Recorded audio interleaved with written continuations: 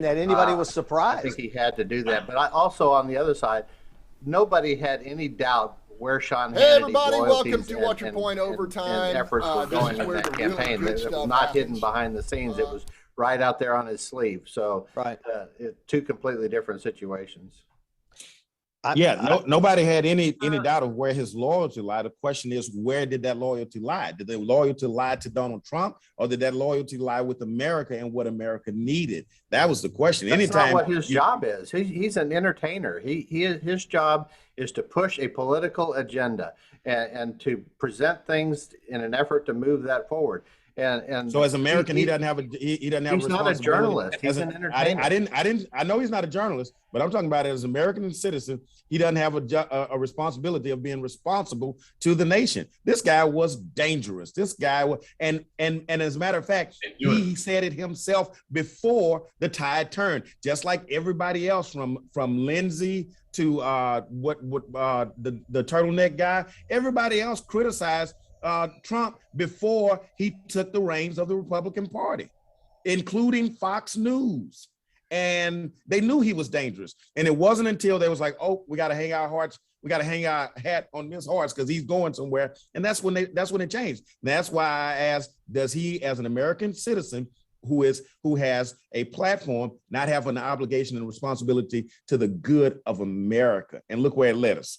American citizens hold on, everybody. Sean Hannity every single night. Every single night. If they don't like what he's doing, they can turn the thing off and his ratings would go in the toilet. So I think the American people are very happy with Sean Hannity.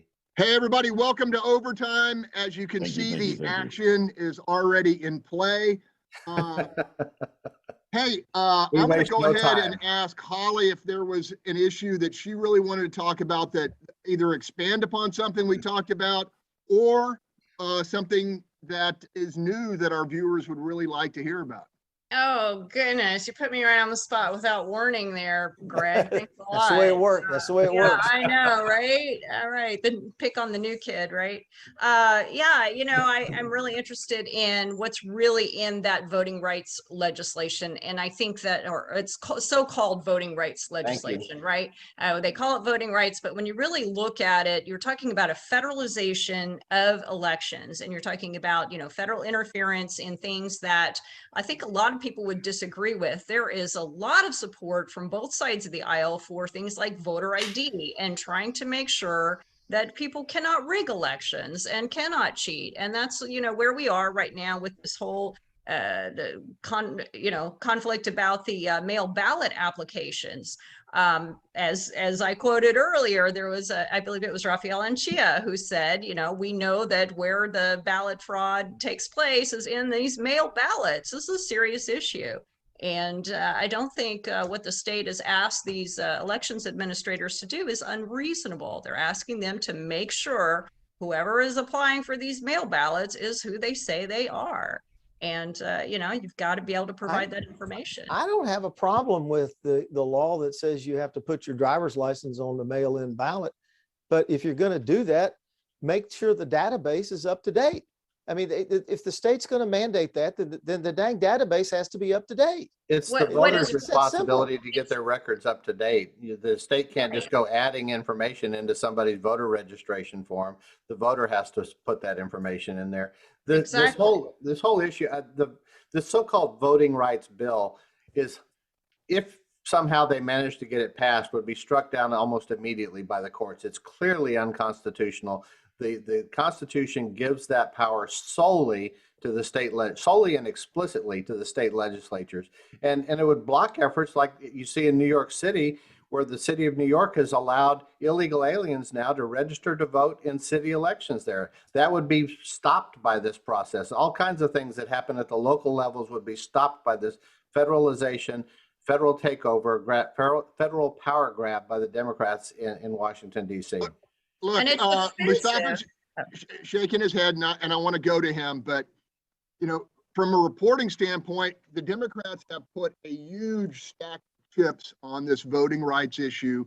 They walked out of the state legislature here in Texas, decamped to Washington. They kind of trickled back in. I mean, from a pragmatic point of view, is it resonating with moderate voters, swing voters. It looks like a losing issue right now to me. And I've been wrong before, Mustafa. I'm going to channel Marcus, right? I think that my party has not handled it the way they should have. They've turned it into a partisan thing. And it's just because the way our discourse is set up, everything you say, the other side says something else and it goes back and forth. This is a much larger issue. And I agree with you, Greg, that this is not something that resonates with the average person because they can go vote. They have a driver's license. They feel like if I can do it, everybody else should be able to do it. The harder thing to understand, there are people that live 60 miles away from their DPS office and they don't have a car and it's very difficult for them to get a picture ID and they don't travel by plane. It disenfranchises people at the bottom. So I will say this, I think that our party has not done a good job in talking about this issue because we've also tried to, put efforts that benefit the party. And I think that's hard, but it's what it is. But the Republicans are really destroying our democracy by trying to take partisan advantage over issues of voting. And there is across the board for many years now, especially in the last legislative session around the country, a lot of state Republican legislatures have passed in laws that make it harder for people to vote. And that's just wrong. So you guys keep talking about Texas and Georgia and Florida and this voter suppression. All three of those states have much more liberal voting rights than the state that Joe Biden is from, where you can't do early voting, where you can't do all of these things. This whole issue of partisanship on this is just absurd. It wasn't the Republicans that stopped this bill from passing. It was 2 Democrats that stopped it. That's bipartisanship, Mustafa. So that's the way this works. They coalesced with the Republicans. They said, no, we're not going to allow this to happen. Bob, they weren't being bipartisan, and not in the least bit. Not in the least bit. Yeah, right. Hey, I want to throw something out here that there is a district. I live in District G. There's a District G election that I think election day is the 25th. So if anybody's watching, listening, that it is in the west side part of town. Greg Travis is running for the state legislature, and his seat is available early voting, I think, this weekend. But on the 25th is the last day to vote. People should vote. And then the primary is starting on Valentine's Day. And so I think we should remind people that this is an important election, and we need more people to participate. Even though I'm gonna channel Bob now. Let me get on my soapbox. Even though Republicans are making it harder for people. That's my grandstanding right there. Okay, so let me see if I got this straight, Chris. When Mitt Romney, John McCain, Susan Collins, Lisa Murkowski sided with Democrats and blocked Republican legislation, that was bipartisanship. But when these 2 senators, Sinema and Joe Manchin, stopped Democrats' legislation, that's not bipartisanship. Okay, I think that's what they didn't cross the aisle because they were being bipartisan with the Republicans to stop that. They did this. Why did they do it? Why did Susan? I'm trying to tell you if you'll stop talking. All right, let's hear it. They did this because they want to hold on to their seats in a state where they know they're subject to losing their seats. And they know that if they vote for this, they're probably going to lose their seat in the next election. So that means they're being responsive to their constituents. Is that what you're saying? Let's say you're right, Bob, but that is different than being bipartisan. Exactly. They did not, out of the goodness of their heart, say, let's just walk across the aisle and see how we can work together. Name other issues that they walked across the aisle. They are, as Mustafa said earlier about being a contrarian, they are just there to say, I oppose. There's no new ideas. There's no new discussion. There's no new effort. All they're doing is responding to the issues at hand. That's not bipartisan.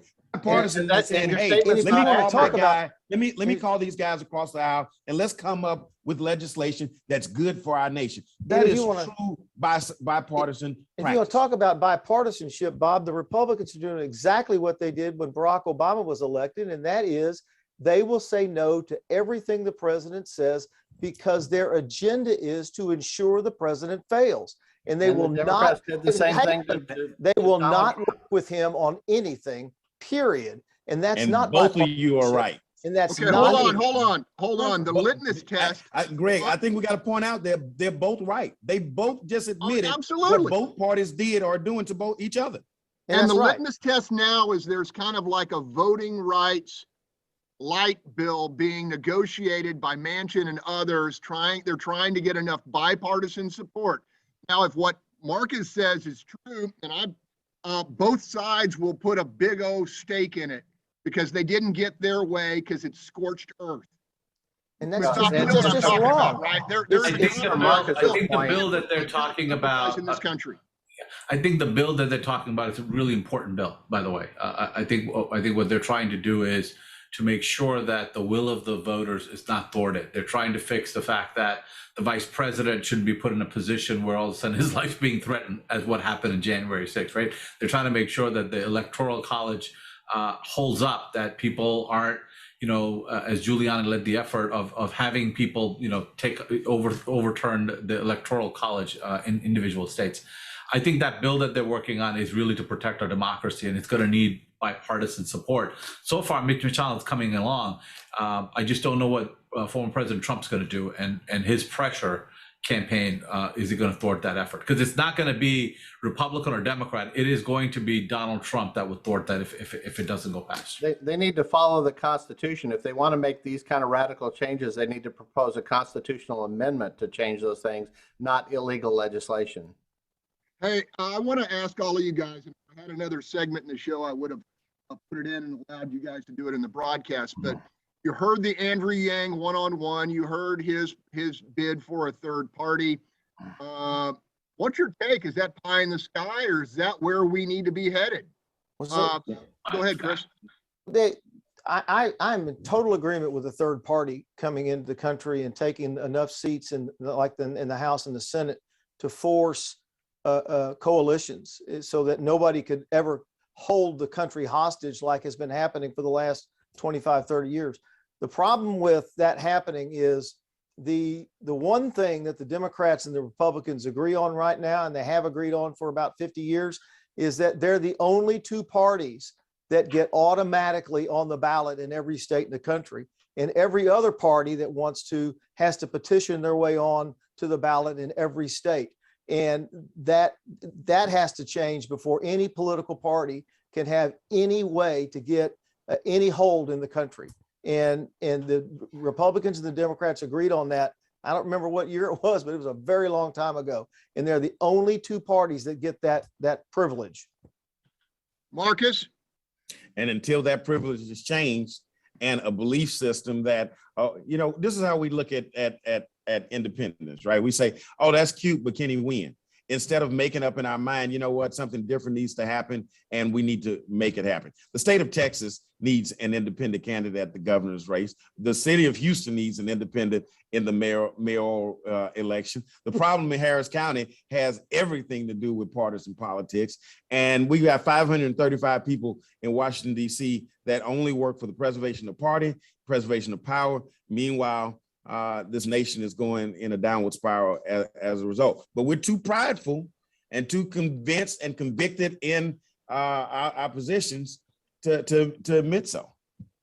Andrew Yang is right.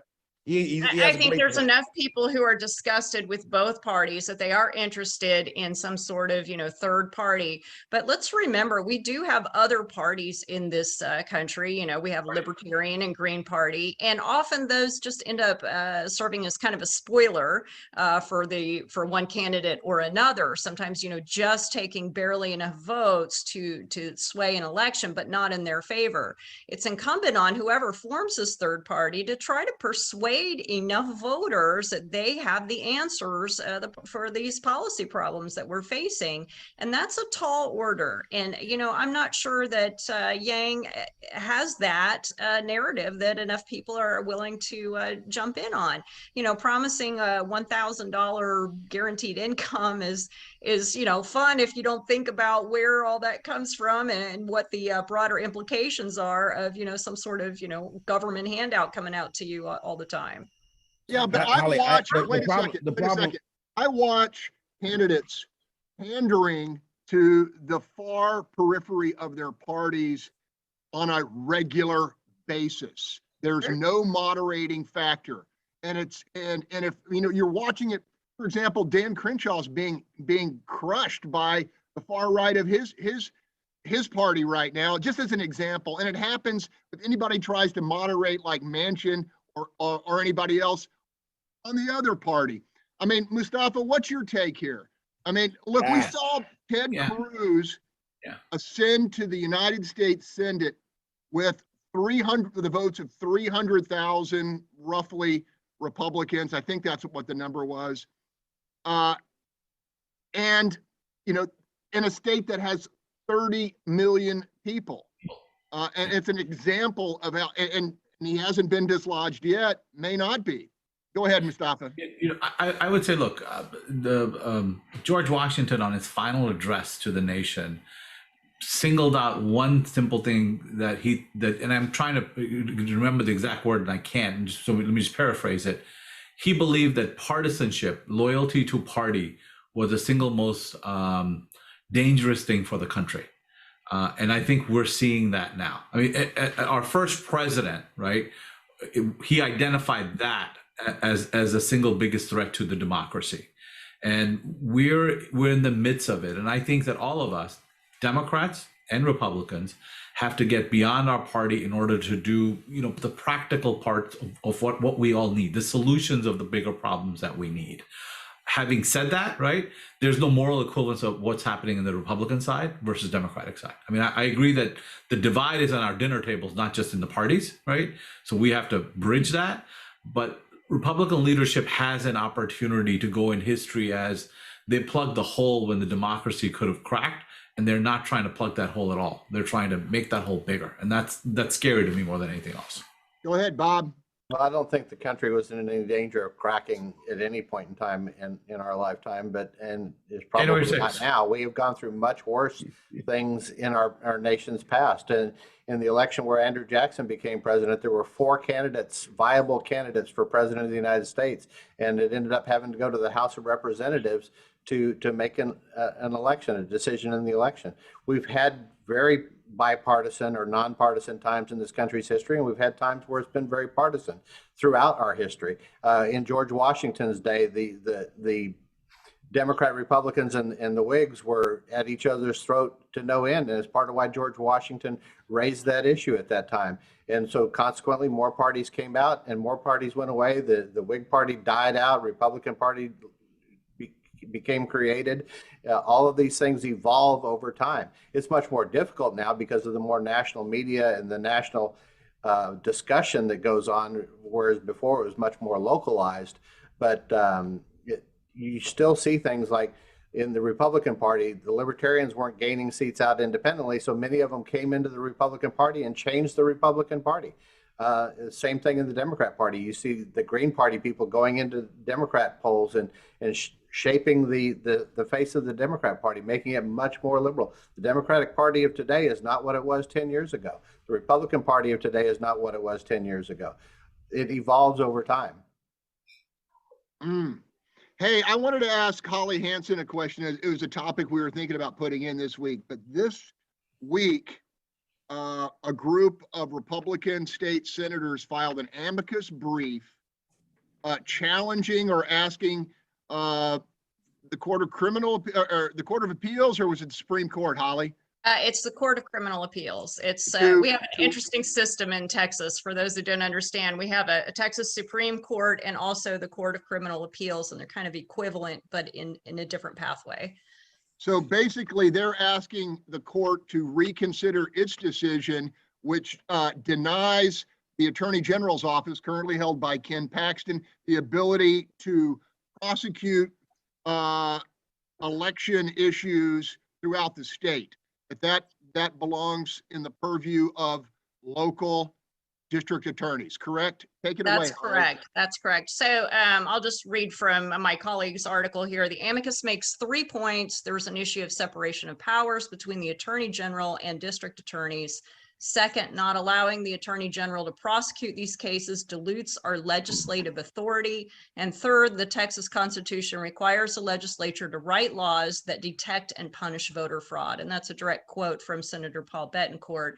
And I do think that there's a lot of concern over this ruling, and it is important that they reconsider and take a look at it, because, how are you going to prosecute election fraud? Are you going to rely on, the local district attorney? There needs to be a series of checks and balances. Every avenue of government needs these checks and balances. You need multiple avenues for looking into these issues and prosecuting these issues. And there was a lot of shock when that ruling came out. And if it doesn't get reconsidered, I think that the legislature will be taking it up and trying to remedy this situation.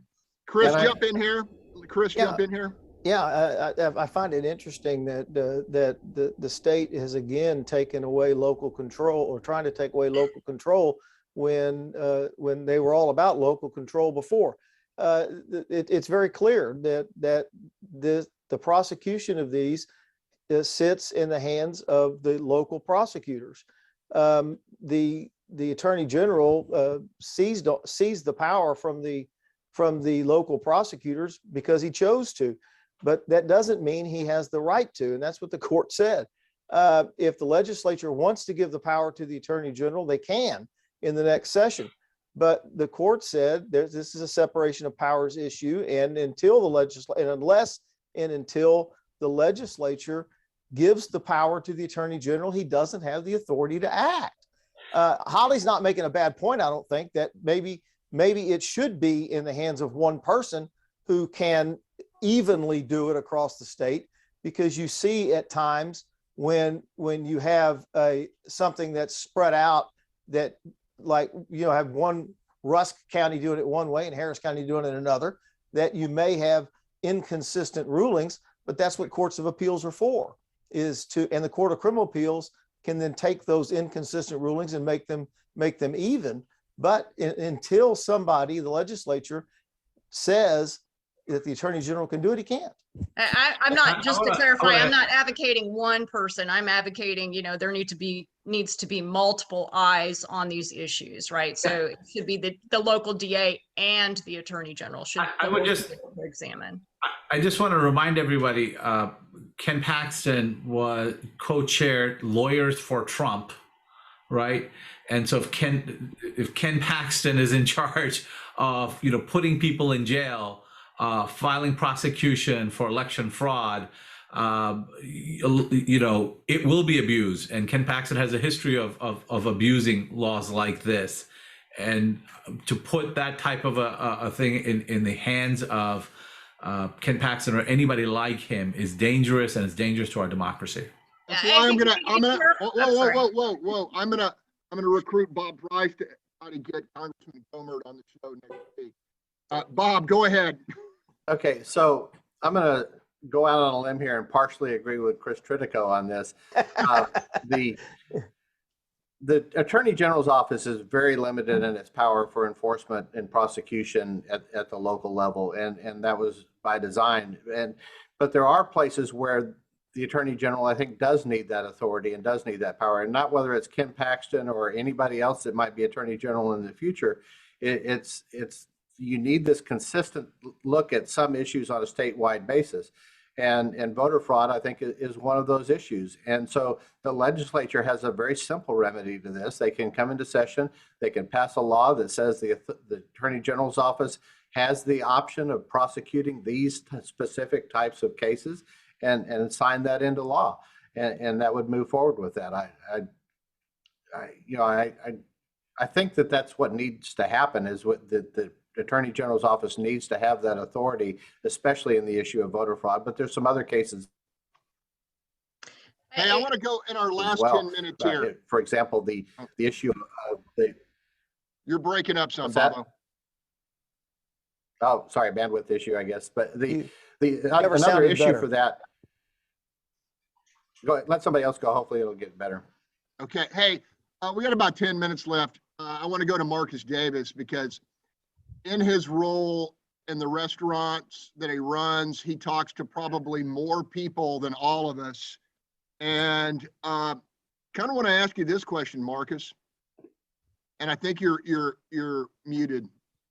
But what are people talking about? What's their biggest concern as they come into the restaurant? The people I talk to are worried about inflation.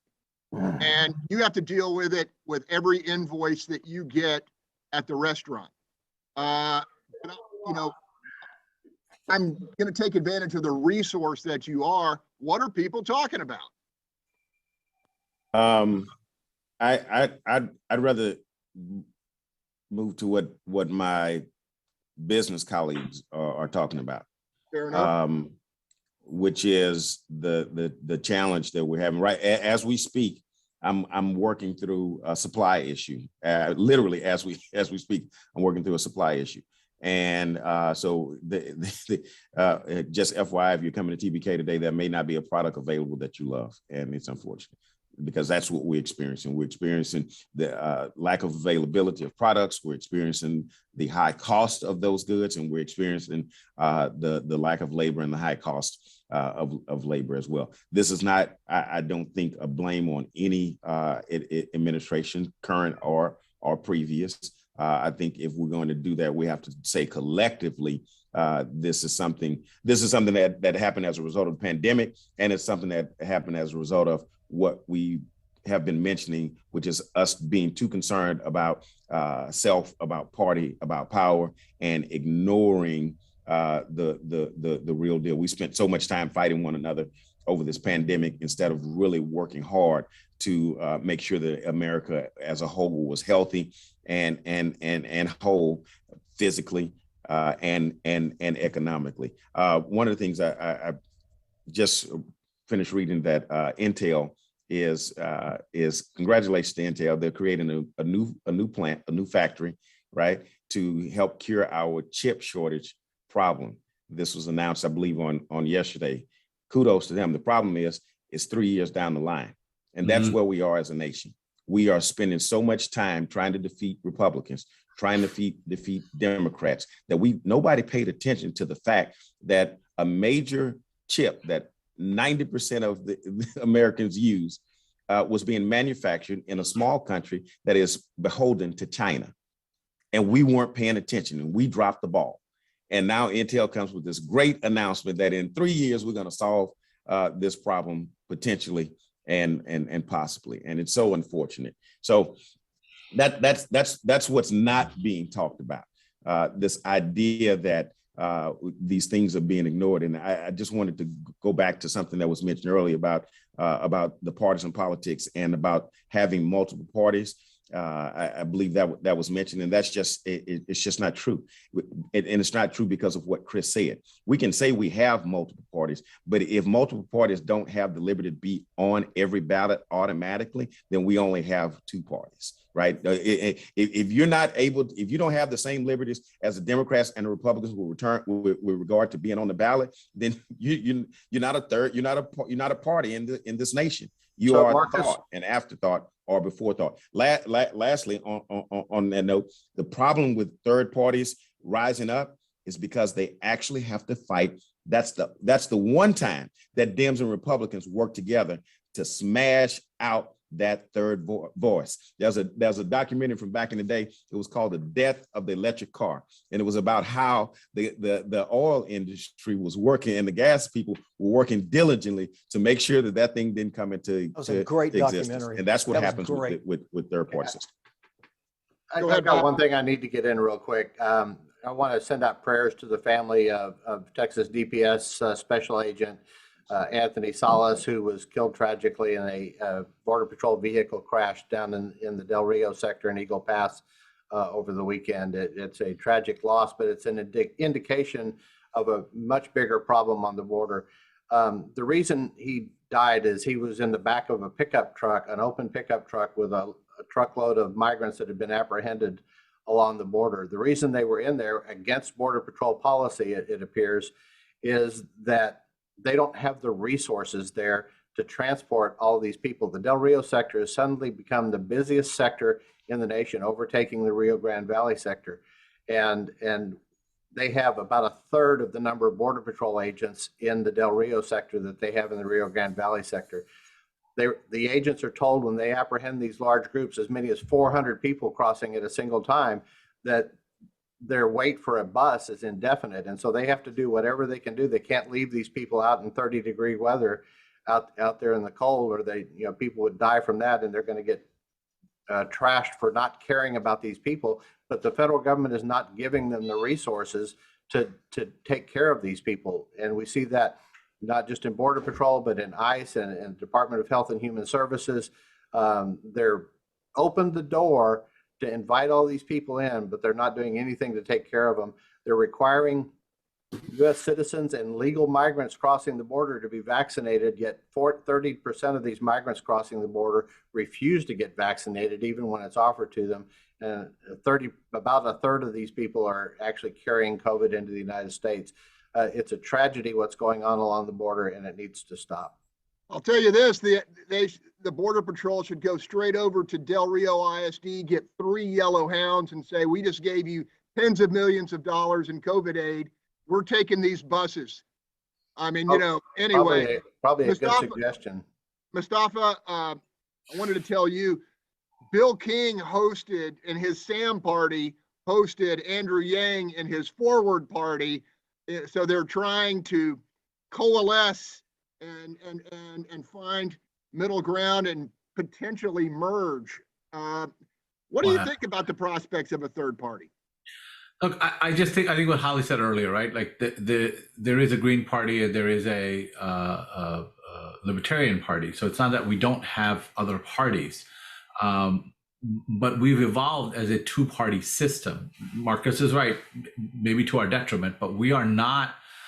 We're not like Europe. We're not like Israel, where you have to have multiple parties win and build a coalition to govern. We have just a different system, and so I think that's what we're. So it's good to talk about it because it helps, but at the same time, from a practical standpoint, I don't see how that happens, right? Because you have the Green Party and you have the Libertarian Party on. That was a good place to freeze. I did that. I did that. I just want to suggest to you that place. the two main parties do sometimes support those third parties. The Democrats are very happy when there's a Libertarian on the ballot, and the Republicans are very happy when there's a Green Party candidate on the ballot, because it takes away from the two main parties' votes. I mean, so that's not true support. Cynical support they're helping them because it helps them. I have a question for Marcus on this. Marcus, yes. Could you hack Mustafa's feed and freeze it right there? Did you do that, Bob? Wait. Yeah, I think I did that. I zapped him. Somebody take a screenshot. Marcus, I have a question. Where do you draw the line?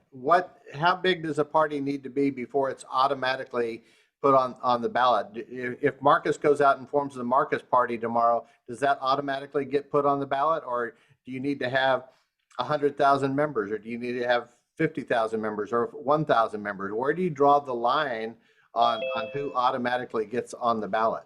Hey, he's back. Welcome back, Mustafa.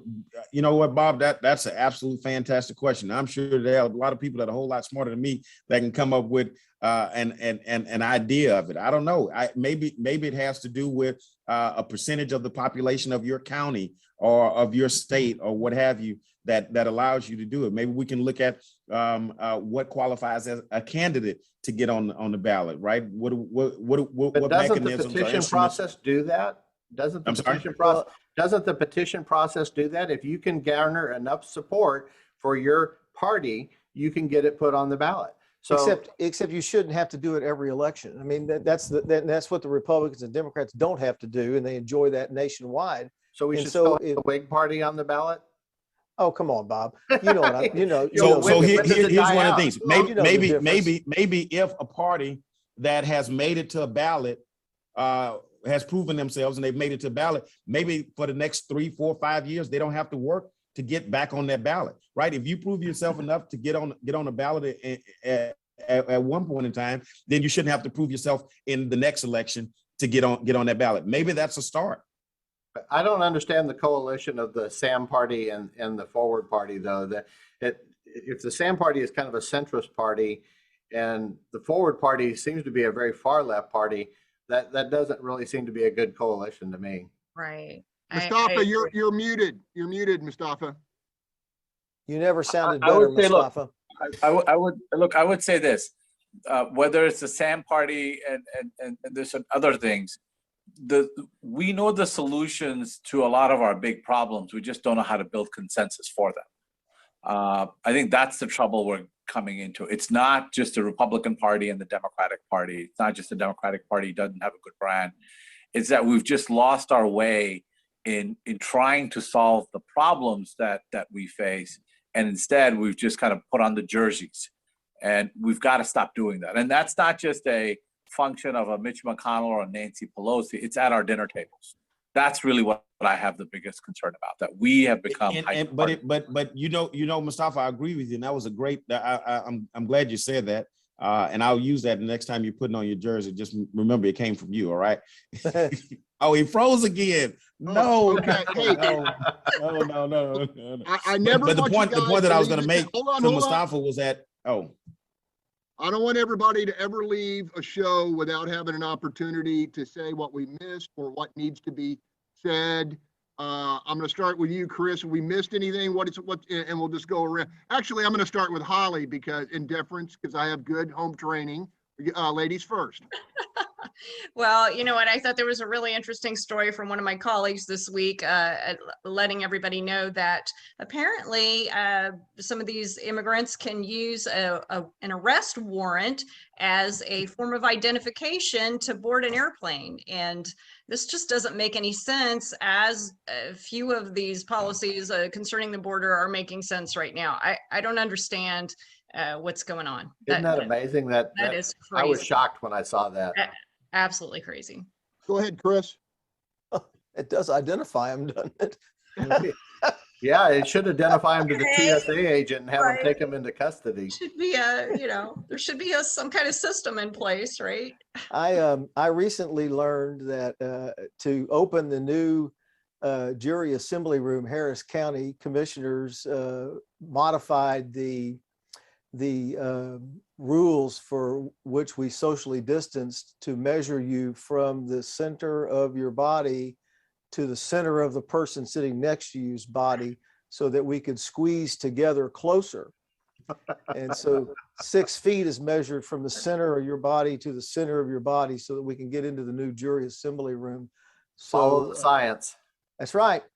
So I just thought that was very interesting that we're not actually 6 feet apart. We're 6 feet apart from here to the next person, so that we can get into that. It's just like changing the quarantine from 2 weeks to 5 days because Delta Airlines wanted it changed.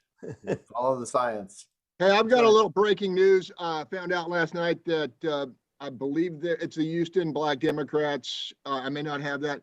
Have endorsed Erica Davis for Harris County judge on the Democratic side. So that was interesting. We'll see if she can gain some enough support to challenge the incumbent. Should be interesting. Go ahead. Who wants to go next on our final word? Looks like Bob's ready. I'll pass on. I gave my example of talking about the DPS special agent, so I'll defer to somebody else that wants to take some time. Go ahead, Marcus. So, and condolences to the DPS officer and to the other officer, the constable that was shot. But I do want to bring something up. And that is one, a couple of incidents that we've had here recently, and two, the treatment by the media. In the last few weeks, months, we've had a couple of citizens that have been killed as a result of police pursuit, and killed by officers in pursuit of criminals, yes, but innocent people dying as a result of practices by the police. And the unfortunate part is that we maximize the criminal that was being pursued, and we minimize the strategy, the tactic, the effort that was being used. And we try really hard to take away any fault or any blame from police. I remember one outlet, when the man was run over on the sidewalk, the news talked about, we're waiting on a toxicology report to come back. What on earth does his toxicology report have to do with the fact that this man was run down on the sidewalk? On yesterday, there was a story that ran at the top of the news about, and I am a dog owner and a dog lover, right? But there was a story that was run about a police dog. It was a long story about a police dog that was stabbed. The part that was minimized in the story was the human being that was mentally ill that his mom called for someone to tend to. And unfortunately, the dog was let out on this mentally ill person who was wreaking havoc, and he stabbed the dog. But the story only, it talked about the dog and the surgery and all the things he needed to go to, and said very little about the mental illness that was the origin of the case. And we've got to stop minimizing citizens and their role in society while trying to, surface over or put icing on the role of police in our society. That's my 2 cents. Final word to Mustafa Tameez. It was very good to see my friend Chris Tritico this morning. It made my week. And then somehow, I know we talked about the electric grid, my power went out. And so I had to come back on my phone, and I couldn't really hear what was being said. But true to form, my friend Chris Tritico pointed out in honesty that he has a big nose. I couldn't hear it, but I think that's what he was saying. He has a big nose. He kept on pointing to it. So I would say, Chris, it's okay. We love you anyway. I miss You it. should have used that tie. there. You should have used that tie and put it in the socket, and it would have, I guess I'm going to have to twice in one show agree with Chris Tritico. All right, we're going to leave it there. Kumbaya. Hey, thanks around Facebook and live stream audience. As you saw, there's plenty of value added. We'd love to have you back next week. To the panel, I like, respect, love all of you, and I think we had a really good conversation today. Hope you'll come back. Have a good day. Cheers. See you, Facebook.